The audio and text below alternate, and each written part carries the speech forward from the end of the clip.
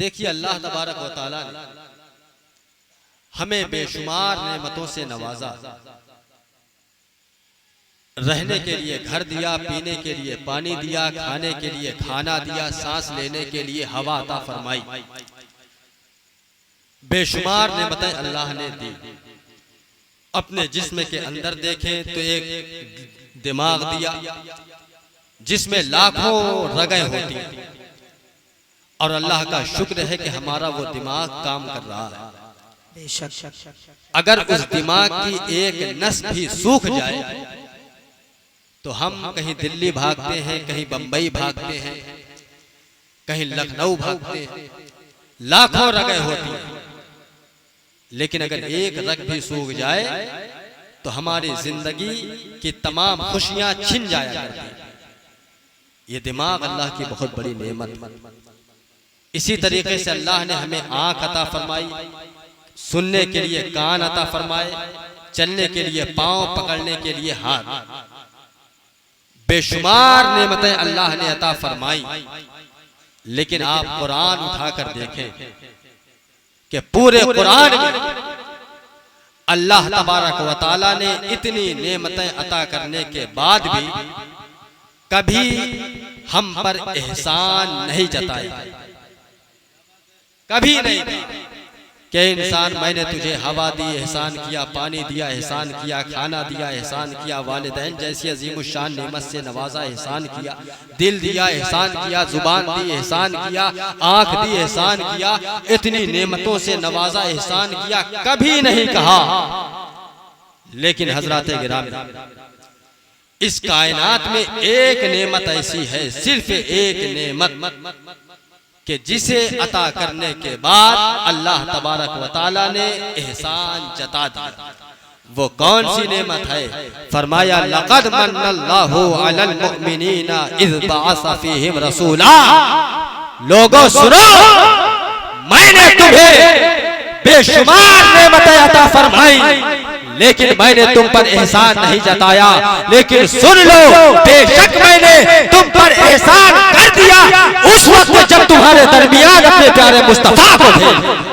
सुभान अल्लाह, माशाअल्लाह। तो मालूम हुआ कि दुनिया की सारी नेमतें एक तरफ है, मेरे महबूब की आमद एक तरफ है। दुनिया की सारी फजीलतें एक तरफ है, मेरे महबूब की फजीलत एक तरफ है। दुनिया की सारी बरकतें एक तरफ है, मेरे महबूब की आमद की बरकत एक तरफ। तो अल्लाह के हबीब ये इस कायनात के लिए सबसे बड़ी नेमत है। अल्लाह ताला ने अपने महबूब को तमाम कायनात से पहले पैदा फरमाया। इस कायनात की सबसे बड़ी नेमत अल्लाह के हबीब है, और अल्लाह ताला ने अपने हबीब को उस वक्त पैदा फरमा दिया था जब इस कायनात का वजूद नहीं हुआ था। कोई चीज पैदा नहीं की गई थी, ना आसमान, ना जमीन, ना शजर, ना हजर, ना फरिश्ते, कायनात की कोई चीज पैदा नहीं की गई। और उस वक्त अल्लाह ताला ने अपने महबूब के नूर को पैदा फरमा दिया था। लेकिन कितना जमाने पहले पैदा किया, कब पैदा कर दिया था, इसका अंदाजा लगाने की हमें इजाजत नहीं है, और ना तो कोई अंदाजा लगा सकता है। लेकिन हाँ, एक हदीस पाक में है कि अल्लाह ताला, अल्लाह के हबीब सल्लल्लाहु अलैहि वसल्लम ने हजरत जिब्रील अमीन से इरशाद फरमाया है, जिब्रील ये बताओ कि तुम्हारी उम्र कितनी है? हजरत जिब्रील ने अर्ज की, या रसूल अल्लाह, मुझे ये तो नहीं मालूम कि मेरी उम्र कितनी है, लेकिन हाँ इतना याद है कि 7वें आसमान पर 70,000 साल में एक सितारा चमका करता था। मैंने उस सितारे को 72,000 मर्तबा चमकते हुए देखा है। 70,000 साल में एक सितारा चमका करता था, मैंने उस सितारे को 72,000 मर्तबा चमकते हुए देखा है। मेरे आका ने इरशाद फरमाया, वबिइज्जत रब्बी अना ज़ालिकल कौकब, ऐ जिब्रील मुझे मेरे रब की इज्जत की कसम वो चमकने वाला सितारा मैं। वो वो चमकने वाला सितारा मैं था। तो अल्लाह के हबीब कितने जमाने पहले पैदा कर दिए गए कि 70,000 साल में सितारा चमकता था। हजरत जिब्रील ने 72,000 मर्तबा चमकते हुए देखा है। दुनिया के तमाम कैलकुलेशन फेल हो जाएंगे, लेकिन अल्लाह के हबीब की पैदाइश का वक्त मालूम नहीं कर सकते। अल्लाह ताला ने सबसे पहले अपने महबूब के नूर को पैदा फरमाया। लेकिन अब सवाल ये पैदा होता है, बड़ी तेजी के साथ भाई लेके चल रहा हूं। सवाल ये पैदा होता है कि आखिर हम जब कोई काम करते हैं तो उसका भी कोई ना कोई मकसद होता है। हर काम का एक मकसद होता है। हम खाना खाते हैं तो मकसद होता है कि हमारी भूख मिट जाए। अगर हम पानी पीते हैं तो मकसद होता है कि हमारी प्यास बुझ जाए। कोई भी काम हम करते हैं तो उसके पीछे कोई ना कोई वजह, कोई ना कोई मकसद हुआ करता।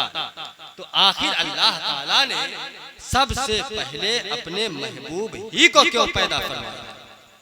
इसकी क्या वजह? अल्लाह चाहता तो पहले जमीन को पैदा कर देता, आसमान को पैदा कर देता, फरिश्तों को पैदा कर देता, इस दुनिया को पैदा कर देता, उसके बाद अपने हबीब को पैदा फरमाता। लेकिन आखिर क्या वजह है कि सबसे पहले अल्लाह ताला ने अपने महबूब के नूर को पैदा फरमाया? तो हजरत गिरामी, इसको आप एक मिसाल से समझें। देखें, हम अपने घर में एक पौधा लगाते हैं छोटा सा, हमने उसे पानी दिया, हमने उसे खाद दिया। कुछ दिनों के बाद वो पौधा बड़ा हुआ, उससे एक फूल निकल आया। पौधा बड़ा हुआ, उससे एक फूल निकल आया। हमने उस फूल को हाथ में लिया और कहा कि ये मेरा गुलाब है, ये मेरा फूल है। क्यों? क्योंकि मैंने इसे पानी दिया है तब ये तैयार हुआ है, मैंने इसे खाद दिया है तब ये तैयार हुआ। लेकिन अभी हम कह ही रहे थे कि हवा ने कहा है शख्स खामोश, ये सिर्फ तेरा गुलाब नहीं बल्कि ये मेरा भी गुलाब है। क्यों? क्योंकि मैंने इसके दरख्त को झूला झुलाया है तब ये तैयार हुआ। अभी हवा कह ही रही थी कि बादल ने कहा है हवा खामोश, ये सिर्फ तेरा गुलाब नहीं बल्कि ये मेरा भी गुलाब है। क्यों? क्योंकि मैंने इसे धूप दिया है तब ये तैयार हुआ।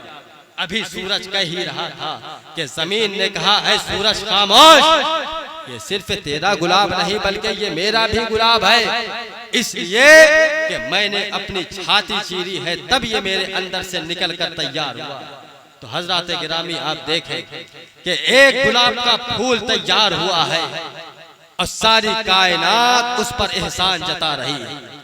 उस पर हवा भी अपना एहसान जता रही है, उस पर सूरज भी अपना एहसान जता रहा है, उस पर हवा जमीन भी अपना एहसान जता रही है, उस पर बादल भी अपना एहसान जता रहा है। तो ऐ मुस्तफा, मैं चाहता तो मैं कायनात के बाद तुझे पैदा करता, पहले कायनात को पैदा कर देता।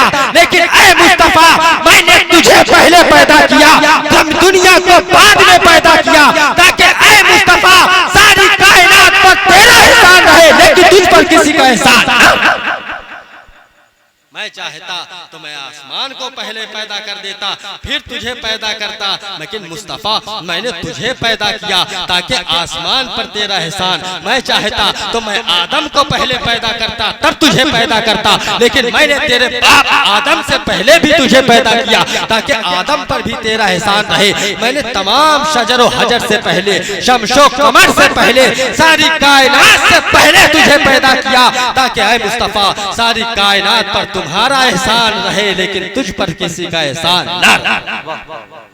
सारी कायनात से पहले अल्लाह ताला ने अपने महबूब के नूर को पैदा फरमाया। अब उसके बाद क्या हुआ कि एक जमाने तक ऐसे ही अल्लाह के हबीब अल्लाह ताला की हम्द बयान करते रहे, तस्बीह बयान करते रहे। इतनी तस्बीह बयान की, इतनी तस्बीह बयान फरमाई कि अल्लाह ताला ने वहीं पर अपने महबूब का नाम अहमद रख दिया। अहमद, अहमद के मतलब जो खुदा की बहुत ज्यादा तारीफ करे, खुदा की बहुत ज्यादा हम्द बयान करे, खुदा की बहुत ज्यादा इबादत करे। और मोहम्मद, मोहम्मद के माने जिसकी सारी कायनात तारीफ करे, सारी कायनात हम्द बयान करे, सारी कायनात सना करे। तो अल्लाह के हबीब ने का नाम वहाँ का नाम अहमद है, यहाँ का नाम मोहम्मद है। ऐ मुस्तफ़ा, जब तक तुम मेरे कुर्ब में रहे, जब तक तुम मेरे पास रहे, तुमने मेरी इतनी हमद की, तुमने मेरी इतनी सना बयान की, तुमने मेरी इतनी तस्बीहें पढ़ी कि ऐ मुस्तफ़ा, मैंने तुम्हें अपने पास जब तक रखा तो अहमद बना करके रखा। और ऐ मुस्तफ़ा, जब तुम कायनात में जाओगे तो सारी कायनात तुम्हारी इतनी हमद करेगी कि मैं तुम्हें मोहम्मद बना दूंगा। सुभान अल्लाह, सुभान अल्लाह। तो जब तक अल्लाह के कुर्बे में रहे, हमद बयान करते रहे, सना बयान करते रहे। फिर एक वक्त आया कि अल्लाह ताला ने, बूंद पड़ रहेगा, बूंद पड़ रहेगा, बस थोड़ी देर आप लोग तवज्जो रखें, भीग नहीं जाएंगे, ठीक।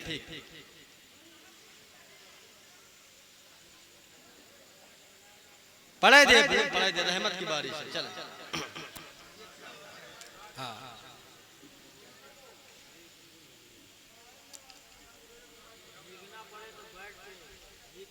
हाँ, सुनिए, हुजूर का जिक्र है, रहमत की बारिश है। दरूद पाक पढ़े, अल्लाहुम्मा सल्ली अला सय्यिदिना मौलाना मुहम्मद व अला आलि सय्यिदिना मौलाना मुहम्मद व बारिक व सल्लिम सलातो व सलामन अलैका या रसूलल्लाह सल्लल्लाहु तआला अलैहि वसल्लम। तो अल्लाह ताला ने, देखिए आप लोग इधर तवज्जो, अल्लाह तबारक व तआला ने सबसे पहले अपने महबूब के नूर को पैदा फरमाया। फिर वो नूरे पाक अल्लाह के कुर्बे में रहा। फिर कुछ जमाने के बाद, बहुत अरसे बाद, अल्लाह ताला ने आसमान बनाया, जमीन बनाई, फरिश्तों को पैदा किया और दुनिया की दूसरी मखलूकात को पैदा किया गया। लेकिन अभी अल्लाह ने इंसानों को पैदा नहीं किया था। इंसान अल्लाह ताला की सबसे आखिरी मखलूक है। अल्लाह ने सबसे आखिर में इंसान को पैदा फरमाया। तो जब इंसानों को पैदा करने का इरादा किया, अल्लाह ताला ने जब इंसानों को पैदा करने का इरादा किया तो फरिश्तों को अपने पास बुलाया, फरिश्तों की जमात को अपने पास बुलाया और कहा है, फरिश्तों, इन्नी जाइलुन फिल अर्द खलीफा। अब मैं चाहता हूं कि मैंने जमीन को बिछा दिया है, आसमान को तान दिया है, सूरज सितारे भी पैदा हो चुके हैं। अब मैं चाहता हूं कि इस दुनिया में रहने के लिए इंसान को पैदा करूं। ए भाई, चुप रहो, चुप रहो, चुप रहो, बिल्कुल बैठ जाओ, आप बैठो। तो जब अल्लाह तबारक व तआला ने सारी कायनात को पैदा फरमा दिया, उसके बाद जब इंसान को पैदा फरमाने का इरादा किया तो फरिश्तों से कहा कि मैं इंसान को पैदा करने वाला हूँ। तो अल्लाह ताला, तो फरिश्तों ने क्या कहा, क़ालू अतजअलु फ़ीहा मन युफ़सिदु फ़ीहा व यस्फ़िकु दिमा। बारी ताला, तस्बीह तेरी हम बयान करते हैं, पाकी तेरी हम बयान करते हैं, और तू ऐसे इंसान को पैदा करेगा जो खूनी होगा और फसादी होगा। आप देखें कि अभी इंसान पैदा नहीं किया गया था, अभी इंसान जमीन पर नहीं भेजा गया था। लेकिन देखिए कि फरिश्तों का इल्म गैब कि इंसान को खूनी कह रहे हैं, इंसान को फसादी करार दे रहे हैं, ये फरिश्तों का इल्म गैब है। अरे जो ये फरिश्ते कौन है? ये मेरे मुस्तफा के दरबार के गुलाम हैं। तो जब फरिश्तों को ये इल्म गैब हो सकता है, तो जो फरिश्तों का इमाम मेरा मुस्तफा है, उसे इल्म गैब क्यों नहीं? तो देखिए, फरिश्तों ने कहा कि अल्लाह तू ऐसे इंसान को पैदा करेगा जो खूनी होगा और फसादी होगा। अगर आज हम फरिश्तों से पूछें कि फरिश्तों, हम तो तुम्हें मासूम जाने, हम तो तुम्हें बेगुनाह जाने, जो तुम्हारी शान में अदना सी गुस्ताखी कर दे हम उसे मुसलमान ना जाने, और तुम हो कि हमें पैदा होने से पहले ही खूनी कह रहे हो, तुम हो कि हमें पैदा होने से पहले ही फसादी करार दे रहे हो। तो फरिश्ते जवाब देंगे, हाँ हमने गलत नहीं कहा था। अरे आज इंसान ही तो है जो जमीन पर खून बहा रहा है, आज इंसान ही तो है जो जमीन पर फसाद बर्पा कर रहा है, आज इंसान ही तो है जो जमीन को मैदान जंग बनाए हुए है। लेकिन खुदा ने क्या फरमाया, इन्नी आलमु मा ला तालमून, ऐ फरिश्तों मैं वह जानता हूं जो तुम नहीं जानते। मैं वो जानता हूँ जो तुम नहीं जानते। क्या मतलब? ऐ फरिश्तों, मैं ये नहीं कहता कि इंसान खूनी नहीं होगा, मैं ये नहीं कहता कि इंसान फसादी नहीं होगा, मैं ये नहीं कहता कि इंसानों में खुरेजी करने वाले नहीं होंगे, लेकिन ऐ फरिश्तों सुन लो, अगर इंसानों में खूनी होंगे, अगर इंसानों में फसादी होंगे, तो इंसानों में नमाजी भी होंगे, इंसानों में गाजी भी होंगे। ऐ फरिश्तों, अगर इंसानों में नमरूद होगा तो नारे नमरूद पर जलने के लिए मेरा खलील भी होगा। ऐ फरिश्तों, अगर इंसानों में अबू जहल होगा, अगर इंसानों में अबू लहब होगा, अगर इंसानों में अतबा और शैबा जैसे बदकार होंगे, तो सुन लो, इंसानों में सिद्दीक़ अकबर भी होगा, फारूक आज़म भी होगा, उस्मान गनी भी होगा, मौला अली भी होगा। ऐ फरिश्तों, अगर तुम्हारी नजरें यजीद जैसे पलीद पर है, अगर इंसानों में यजीद जैसा बदकार होगा, तो सुन लो, मेरे नाम पर सब कुछ कटा देने वाला, मेरे नाम पर सब कुछ लुटा देने वाला, करबला की तपती हुई धरती पर मुझे सजदा करने के लिए मेरा हुसैन भी होगा। इन्नी आलमो माला तालमून, मैं वो जानता हूँ जो तुम नहीं। सुभान अल्लाह। तुम इंसानों को खूनी कहते हो, ऐ फरिश्तों तुम इंसानों को फसादी कहते हो। सुन लो, अगर इंसानों में खूनी होंगे, अगर इंसानों में फसादी होंगे, तो इंसानों में सिद्दीकीन भी होंगे, इंसानों में शोहदा भी होंगे। अरे रात रात भर मुझे सजदा करने के लिए मेरे महबूब बंदे भी होंगे। इन्नी आलमो माला तालमून, मैं वो जानता हूँ जो तुम नहीं। अल्लाह ताला ने हजरत आदम को पैदा फरमा दिया। अच्छा, हजरत आदम को पैदा फरमाने से पहले एक चीज और आप देख लें कि जब अल्लाह तबारक व तआला ने तमाम रूहों को पैदा फरमाया, तमाम रूहों को पैदा फरमाया, तो उनमें जो अंबिया की रूहें थी, जिनको नबी बनाकर, जिनको रसूल बनाकर भेजना था, उनको अलग किया। आलम अरवाह में अंबिया और रसूलों की रूहों को अल्लाह ने अलग किया। कहा बारी ताला हमें तमाम रूहों से अलग क्यों किया गया? कहा ए रूहो, तुम्हें दुनिया में नबी बना करके भेजा जाएगा, तुम्हें दुनिया में लोगों की हिदायत के लिए रसूल बना करके भेजा जाएगा।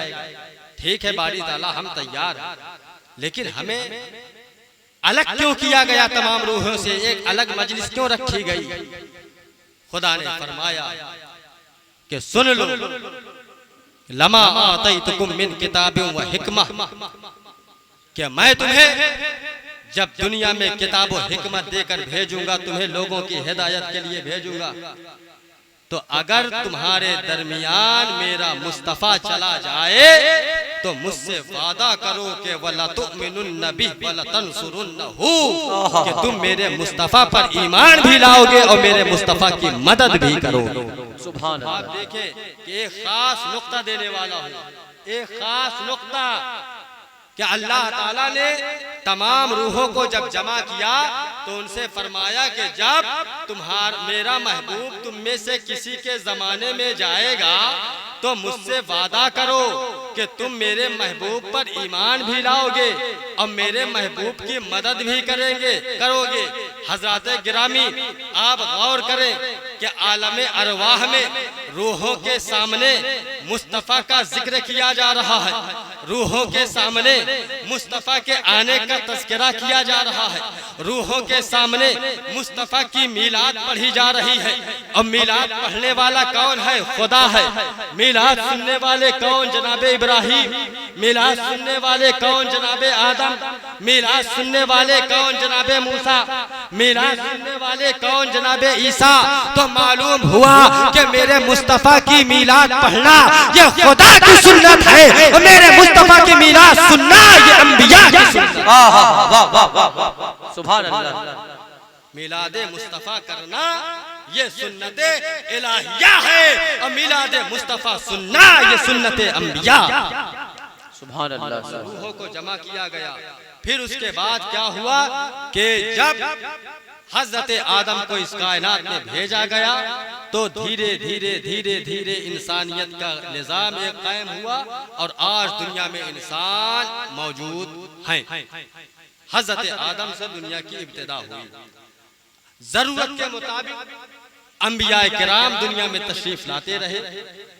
जब कुफ्र का गलबा होता, शिर्क का गलबा होता, बुराई का गलबा होता, तो उसे मिटाने के लिए अल्लाह ताला कोई ना कोई नबी, कोई ना कोई रसूल भेजता रहा। अल्लाह ने फजीलत हर नबी को अता फरमाई, रिफ़अतें हर नबी को अता फरमाई, बुलंदी हर नबी को अता फरमाई। लेकिन सुन लीजिए कि जो रिफ़अतें, जो बुलंदियां और जो मकाम अल्लाह ने अपने हबीब को अता फरमाया, वो किसी नबी को अता नहीं फरमाई। तमाम अंबिया में अल्लाह ताला ने सबसे अफजल हमारे मुस्तफा को बनाया। चाहने वाले हर नबी के गुजरे, मानने वाले हर नबी के गुजरे, ईमान लाने वाले भी अक्सर अंबिया के हुए। लेकिन सुन लीजिए कि जितने मानने वाले, जितने चाहने वाले, जितने आशिक अल्लाह के हबीब के गुजरे हैं, उतने आशिक किसी नबी के नहीं गुजरे। हजरत खब्बाब एक मर्तबा खड़े थे, उनके जिस्म पर कपड़ा नहीं था। हजरत उमर का गुजर हुआ, कहा है खब्बाब, ये तुम्हारे जिस्म पर जो निशान पड़े हुए हैं काले काले, ये किस चीज के हैं? हजरत खब्बाब मचल गए, कहा है उमर सब कुछ पूछो, लेकिन इन दागों के बारे में न पूछो। कहा है उमर क्यों ना, कहा है खब्बाब क्यों ना पूछो इन दागों के बारे में? हजरत खब्बाब ने कहा, आए उमर, ये उस वक्त की बात है जब तुम भी ईमान नहीं लाए थे। हम जैसे मुफलिस छुप छुप कर नबी का कलमा पढ़ते थे। एक दिन मुझे गिरफ्तार कर लिया गया, मेरी निगाहों के सामने लकड़ियां इकट्ठा की गई, शोले दहकाए गए। जब शोले बुलंद होने लगे तो उन दहकते हुए शोलों पर मुझे लेटा दिया गया। उन जालिमों की प्यास अब भी ना बुझी, तो मेरे जिस्म पर दो भारी भरकम पत्थर रख दिए गए, ताकि मैं हिल ना सकूं, ताकि मैं हरकत ना कर सकूं। मुझे याद है, आए उमर मुझे याद है, मैं तड़प रहा था, वो हंस रहे थे। मैं तड़प रहा था, वो मेरी मोहब्बत का मजाक उड़ा रहे थे और कह रहे थे, खब्बाब क्या तू अब भी नबी की मोहब्बत को सीने से नहीं निकालेगा? ऐ खब्बाब क्या तू अब भी मुस्तफा की मोहब्बत को सीने से नहीं निकालेगा? तो मैंने उन दहकते हुए शोलों पर लेटे हुए जवाब दिया था, ए जालिमों, तुम खब्बाब का ये जिस्म तो जला सकते हो, लेकिन कसम है खब्बाब मोहब्बत मुस्तफा को सीने से निकालने के लिए हरगिज़ तैयार नहीं। तो ये है मुस्तफा के चाहने वाले, ये है मुस्तफा के मानने वाले के शोलों पर जिस्मों को जलवाना गवारा कर लेते हैं, लेकिन मुस्तफा की मोहब्बत को सीने से निकालना गवारा नहीं। अरे हजरत बिलाल की मिसाल दुनिया पेश नहीं कर सकती है। हजरत बिलाल की तरह आशिक कौन हो सकता है कि अरब के चिलचिलाती हुई धूप में घसीटे जाते थे, लेकिन मुस्तफा का दामन छोड़ने के लिए तैयार नहीं हुए। आप देखें, अरब की तारीख उठाकर देखें, सहाबा की तारीख उठाकर देखें, किस कदर सहाबा पर जुल्म हुआ है, किस कदर जुल्म हुआ, लेकिन कोई सहाबी मुस्तफा का दामन छोड़ने के लिए तैयार नहीं हुआ। उस जुल्म की वजह से हुजूर का दामन छोड़ना गवारा नहीं किया। तो चाहने वाले हर नबी के हुए, मानने वाले हर नबी के हुए, और हम भी हुजूर की मोहब्बत का दावा करते हैं, हम भी रसूल की मोहब्बत का दावा करते हैं, उन पर ईमान रखने का दावा करते हैं, और बहुत सारे लोग करते हैं इस कायनात में। लेकिन याद रखें कि ईमान जो होता है ना, जो ईमान है वो असल में ताज़ीम मुस्तफ़ा और मोहब्बत मुस्तफ़ा का नाम। ईमान हुजूर की ताज़ीम और हुजूर की मोहब्बत का नाम है। अगर कोई ये चाहे कि मैं बहुत बड़ा आलिम हूँ, मेरा इल्म मेरे ईमान को बचा लेगा, तो ऐसा हरगिज नहीं हो सकता। कोई ये चाहे कि मैं बहुत बड़ा इबादत गुजार हूँ, तो मेरी इबादत मुझे बचा लेगी, मेरी इबादत मुझे जन्नत ले जाएगी, तो हरगिज ये नहीं हो सकता। अरे आप देखें कि इब्लीस से बड़ा आलिम कौन हो सकता है? इब्लीस से बड़ा आलिम कौन हो सकता है? फरिश्तों को पढ़ाया करता था इब्लीस, लेकिन क्या हुआ कि हजरत आदम की शान में अदना से गुस्ताखी कर दी, उसका इल्म उसे जहन्नम से नहीं बचा सका। अरे इब्लीस से बड़ा इबादत गुजार कौन हो सकता है? सातों आसमान पर जमीन का कोई जर्रा ऐसा नहीं था जहां पर उसने सजदे ना किए हों, लेकिन हजरत आदम की शान में अदना सी तौहीन कर दी। अल्लाह तबारक व तआला ने उसकी तमाम इबादतों को खत्म कर दिया। तो किसी की इबादत, किसी का इल्म उसके ईमान को नहीं बचा सकता है। अगर बहुत बड़ा आलिम है तो जरूरी नहीं है कि उसके पास ईमान मौजूद हो। बहुत बड़ा इबादत गुजार है, जरूरी नहीं कि उसके सीने में ईमान हो, लेकिन हाँ, जिसके सीने में मोहब्बत मुस्तफा होगी उसके सीने में ईमान जरूर। बेशक हक है। सुभान अल्लाह। एक सहाबी आए, ईमान नहीं लाए हुए थे, खड़े हो गए अल्लाह के रसूल के सामने। कहा कि या रसूल अल्लाह, ये बताएं कि अगर मैं आप पर ईमान ले आऊं तो उसके बदले में मुझे क्या मिलेगा? अभी तक ईमान नहीं लाए थे, आ गए और कहा कि अगर मैं आप पर ईमान लाऊं तो मुझे क्या मिलेगा? हुजूर ने इरशाद फरमाया कि अगर तुम मुझ पर ईमान लाओ तो जाओ, मैं तुम्हें जन्नत की बशारत देता हूं। तारीख बताती है कि वो चले, घोड़े पर सवार हुए, उनका पांव कहीं फंस गया, घोड़े से जमीन पर गिरे और वहीं पर उनकी वफात हो गई। लेकिन आप देखें कि इनको ना तो इल्म हासिल करने का मौका मिला, ना तो नमाज पढ़ने का मौका मिला, ना ज़कात देने का मौका मिला, ना हज करने का मौका मिला, ना सदका तो खैरात करने का मौका मिला। लेकिन कसम है उनका ईमान इस कदर मजबूत हो चुका था कि आज वक्त का गौस भी उनके ईमान का मुकाबला नहीं कर सकता। क्योंकि उनके सीने में मोहब्बत मुस्तफा बैठ चुकी थी, और जिसके दिल में मोहब्बत मुस्तफा बैठ जाए अल्लाह ताला उसे जन्नत में जरूर दाखिल फरमाएगा। सहाबाए किराम की जिंदगी आप उठा कर देखें कि सहाबाए किराम अगरचे इबादतें करते थे, बड़े बड़े आलिम थे, लेकिन सहाबाए किराम ने अपनी जिंदगी में हमें अल्लाह के हबीब की ताजीम करके दिखाया, अल्लाह के हबीब की मोहब्बत को सीने से लगा कर दिखाया। और हमें ये दर्स दिया कि लोगों, अगर हुजूर की ताजीम सीखनी हो, तरीका सीखना हो, तो हमारी जिंदगियां देख लो, तुम्हें मुस्तफा की ताजीम करने का सलीका आता हो। आप देखें कि सहाबाए किराम जब अल्लाह के रसूल के घर पर जाते थे, जब कभी जाते थे तो कोई सहाबी अपनी उंगली से हुजूर के दरवाजे को नहीं खटखटाया करता था, बल्कि नाखून से खटखटाया करता था कि कहीं ऐसा ना हो कि मेरी उंगली की वजह से दरवाजे में ज्यादा आवाज पैदा हो जाए तो अल्लाह के हबीब को उस आवाज से तकलीफ पहुंच जाए। ये था सहाबा की ताजीम का।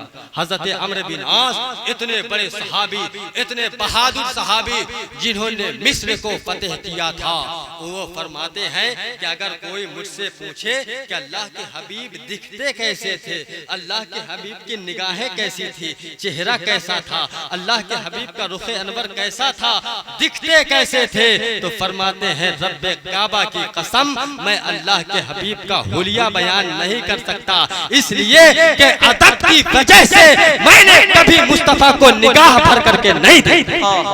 सुभान अल्लाह। ये है सहाबा का अदब, ये है सहाबा का अदब। जब सहाबा किराम हुजूर की मजलिस में बैठा करते थे तो देखने वाले कहते हैं कि सहाबा इस तरह बैठा करते थे गोया कि उनके सरों पर परिंदे बैठे। अल्लाह के हबीब हुदैबिया के मैदान में तशरीफ फरमा थे, मक्का आ रहे थे हज करने, तो हुदैबिया के मैदान में आपने पड़ाव डाला। जब पड़ाव डाला तो मक्का वालों को जब खबर हुई तो उन्होंने 2-4 आदमी को भेजा, कहा कि जाओ देखो मोहम्मद और उनके साथी क्या कर रहे हैं सल्लल्लाहु अलैहि वसल्लम। वो शख्स गए, पहाड़ पर से देखा कि दूर से देखा कि अल्लाह के हबीब अपने सहाबा के दरमियान तशरीफ फरमा है और अल्लाह के हबीब वजू कर रहे थे। वजू कर रहे थे और वजू का एक कतरा भी जमीन पर नहीं गिरने पाता था। कोई न कोई सहाबी उस कतरे को अपने हाथ में लेता था, कोई अपने चेहरे पर मलता, कोई सर पर मलता, कोई पीठ पर मलता। वजू का एक कतरा भी जमीन पर नहीं गिरने पाता था। वो शख्स जो पहाड़ से देख रहे थे वो वापस मक्का पहुंचे। मक्का पहुंचे और कहा कि अरे तुम लोग मोहम्मद से लड़ने का इरादा रखते हो, मेरा मशवरा ये है कि उनसे लड़ने का इरादा तर्क कर दो। उन्होंने कहा क्यों? कहा कि मैं वो चीज देख कर आ रहा हूँ कि अगर तुम्हें बता दूं तो तुम उसे सुनने की ताकत नहीं रखोगे। कहा बताओ तुमने क्या देखा? कहा कि मैं गया था, मैंने पहाड़ से देखा कि मोहम्मद वजू कर रहे थे और उनके वजू का कतरा जमीन पर नहीं गिरता था बल्कि उनके किसी न किसी चाहने वाले की हथेली पर गिरता था। अरे जो कौम अपने रसूल की इस कदर ताज़ीम करती है कि उनके वजू का कतरा जमीन पर गिरता हुआ नहीं देख सकती, वो कौम अपने रसूल के खून को जमीन पर गिरता हुआ कैसे देख सकती? सुभान अल्लाह, सुभान अल्लाह। यह है सहाबा की ताज़ीम, यह है सहाबा की ताज़ीम कि इस कदर अल्लाह के हबीब की ताज़ीम किया करते थे। अरे एक मर्तबा जब हुजूर की वफात का वक्त करीब आया तो अल्लाह के हबीब ने हजरत अबू बकर को हुक्म दिया, कहा अबू बकर जाओ मेरी जगह खड़े होकर नमाज पढ़ाओ। हजरत अबू बकर सिद्दीक रज़ियल्लाहु ताला अन्हु हुजूर के मुसल्ला पर खड़े हो जाते हैं, नमाज पढ़ाने लगते हैं। नमाज के दौरान देखा कि अल्लाह के हबीब हुजरे मुबारक से बाहर तशरीफ ला रहे हैं। आपको महसूस हुआ तो आप नमाज ही की हालत में मुसल्ला छोड़कर पीछे हटने लगे। नमाज की हालत में मुसल्ला छोड़कर पीछे हटने लगे। ये किस वजह से? ये हमें दर्स देना था कि लोगों सुन लो, सुन लो, इबादत अगरचे खुदा की है लेकिन खुदा उसी इबादत को कबूल करता है जिसमें मुस्तफा की ताज़ीम शामिल है। अगर मुस्तफा की ताज़ीम निकाल दी जाए तो अल्लाह ताला ऐसी इबादतों को मुंह पे मार दिया करता है। सहाबा की ताज़ीम का ये आलम था कि सहाबा किराम नमाज की हालत में भी हुजूर का अदब अपने हाथ से नहीं छोड़ा करते थे और नमाज की हालत में भी हुजूर का अदब किया करते थे। ये है सहाबा की ताज़ीम। इसलिए सहाबा ने अपनी जिंदगी में हमें हुजूर का अदब करके दिखाया है और हुजूर से मोहब्बत करके हमें दिखाई है। याद रखें कि अगर कोई शख्स जिंदगी भर कितनी भी इबादत करता रहे, कुछ भी करता रहे, लेकिन अगर वो हुजूर का गुस्ताख है, उसके दिल में अगर हुजूर की अदना सी गुस्ताखी है तो अल्लाह तबारक व तआला उसके जिंदगी भर के अमल को बर्बाद कर दिया। फरमाया ला तरफऊ अस्वातकुम फौका सौतिन नबी।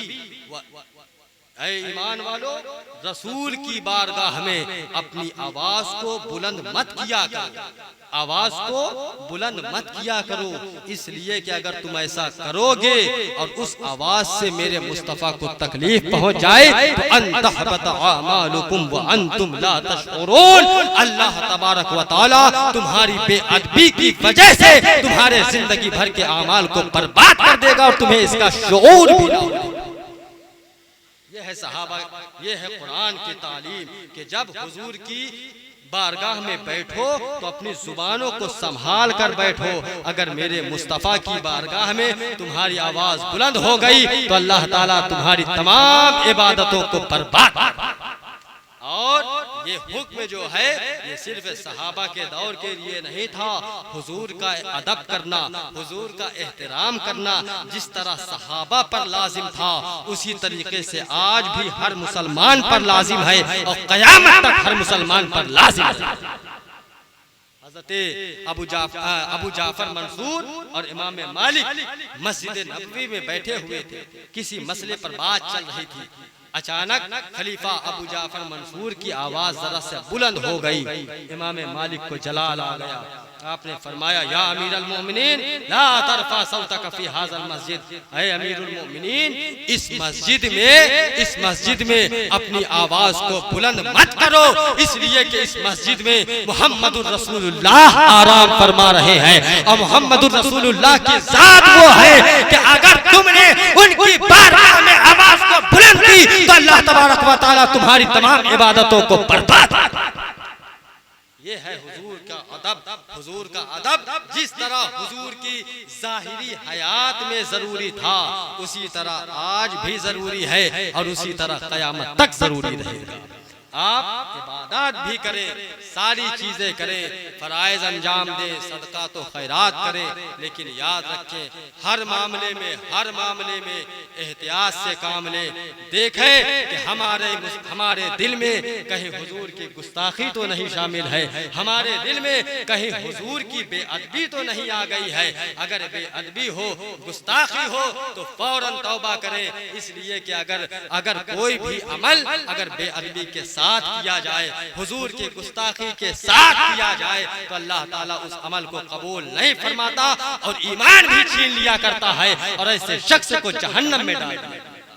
तो हमेशा हुजूर का एहतराम करें, हुजूर का अदब करें। किताबों में आया कि अगर कोई शख्स ये कहे कि रसूलुल्लाह के कपड़े गंदे थे, कोई ये कहे कि हुजूर के कपड़े गंदे थे, हुजूर के बाल गंदे थे, हुजूर का घर गंदा था, अगर कोई शख्स हुजूर की तरफ गंदा लफ्ज की निस्बत करे तो ऐसा शख्स इस्लाम से निकल जाए। अल्लाह, ये है हुजूर का एहतराम, ये है हुजूर का अदब कि अगर कोई हम कहते हैं ना कि फला मौलाना साहब है उनके कपड़े जो है गंदे थे, फला पीर साहब है, फला गौस है, फला कुतुब है, उसके कपड़े गंदे थे, कह दे कोई हरज नहीं। लेकिन अगर हुजूर की शान में अगर किसी ने ये लफ्ज इस्तेमाल किया तो वो दायरा इस्लाम से खारिज हो जाएगा। ये है एहतियात, ये है हुजूर की शान में, हुजूर की बारगाह में एहतियात। कभी भी अगर हुजूर का जिक्र हो तो रसूलुल्लाह के लफ्ज से याद करें, हबीबुल्लाह के लफ्ज से याद करें। कभी भी हुजूर की तरफ कोई ऐसी चीज की निस्बत ना होने पाए जो हुजूर की शायान शान ना हो, वरना अल्लाह तबारक व तआला ईमान को बर्बाद। ईमान असल में किसका नाम है? मोहब्बत मुस्तफ़ा और इताअत मुस्तफ़ा का नाम है। मोहब्बत मुस्तफ़ा ताज़ीम मुस्तफ़ा का नाम है। हदीस पाक में है ला युमिनु अहदुकुम हत्ता अकूना अहब्बा इलैहि मिन वलदिही व वालिदिही वन नास अजमईन। लोगों याद रखो, तुम में से कोई भी शख्स कितना भी बड़ा आलिम हो जाए, कितना भी बड़ा कारी हो जाए, कितना भी बड़ा इबादत गुजार हो जाए, लेकिन याद रखो कि जब तक मेरी जात उसके नजदीक दुनिया की सारी चीजों से ज्यादा महबूब नहीं हो जाती तब तक वो शख्स मुकम्मल ईमान वाला नहीं हो सकता। हुजूर की जात तमाम चीजों से ज्यादा महबूब होनी चाहिए। अगर आपका बाप आपके सामने है और उधर हुजूर की जात है, आपका बाप कुछ कह रहा है, हुजूर का इरशाद कुछ है, तो आप बाप को छोड़ दीजिए, हुजूर की इताअत वाजिब है। आपका बेटा हुजूर का गुस्ताख है तो हुजूर पहले है, बेटा बाद में है। आपके घर वाले हुजूर अगर कुछ कह रहे हैं, हुजूर का हुक्म कुछ है तो हुजूर का हुक्म पहले है, आपके घर वाले बाद में है। तमाम चीजों से ज्यादा इस दुनिया में हुजूर से मोहब्बत होनी चाहिए, तभी हमारी जिंदगी भी कामयाब होगी और हमारी आखिरत भी कामयाब होगी। ये आसान लबो लहजे में कुछ बातें पता नहीं कैसे करता चला गया। देखिए एकदम टॉपिक बदल गया। शुरू में थोड़ा सा जो है बात हुई थी, फिर उसके बाद टॉपिक बदलता चला गया। बहरहाल अल्लाह ताला से दुआ है कि अल्लाह ताला हमें इन बातों पर अमल करने की तौफीक अता फरमाए, हुजूर से सच्ची मोहब्बत करने की तौफीक अता फरमाए।